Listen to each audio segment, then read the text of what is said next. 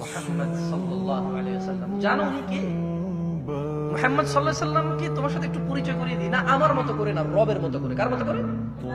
তুমি বলবে জিন্দা, কেউ বলবে মুর্দা, কেউ বলবে উপস্থিত, কেউ বলবে অনুপস্থিত, কেউ বলবে নূর, কেউ বলবে মাটি, কেউ চেয়ার খালি রাখবে, কেউ পরিপূর্ণ রাখবে। না, তোমার মতো আর আমার মতো করে না।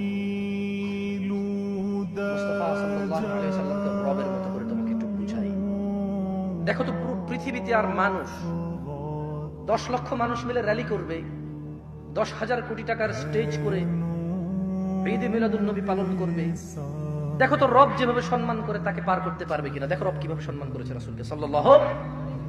দেখো মুস্তাফা সাল্লাল্লাহু আলাইহি ওয়াসাল্লাম সম্পর্কে রব বলছে মুহাম্মদ সাল্লাল্লাহু আলাইহি ওয়াসাল্লাম। আচ্ছা, এই কথাগুলো আমি বলি এভাবে কোরআনে বলে না, ঠিক আছে? এটা কথা বলার ডায়লগ, ওকে? আমি সেটাই কোরআনের কথা যেটা আমি কোরআন পড়ে ট্রান্সলেশন করি, ওকে? এটা একটা কথা বলার ধরন। আচ্ছা, মুহাম্মদ সাল্লাল্লাহু আলাইহি ওয়াসাল্লামকে আল্লাহ সুবহানাহু ওয়া তাআলা বলছে, কে বলছে?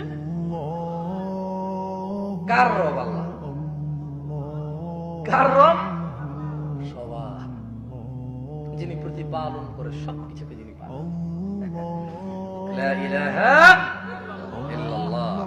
শুনুন, বলছে যে কুল, মুহাম্মদ সাল্লাল্লাহু আলাইহি ওয়াসাল্লাম বলুন, আপনার সামনে যে মানুষগুলো আছে, আপনার যে উম্মতরা, এদেরকে বলুন ইন কুনতুম তুহিব্বুনাল্লাহ,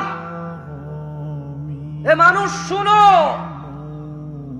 মহিলা এবং পুরুষ শোনো, তুমি কি তোমার রবকে ভালোবাসো? আমরা কি ভালোবাসি? ভালোবাসি? তাহলে শুনুন কিভাবে ভালোবাসতে হবে।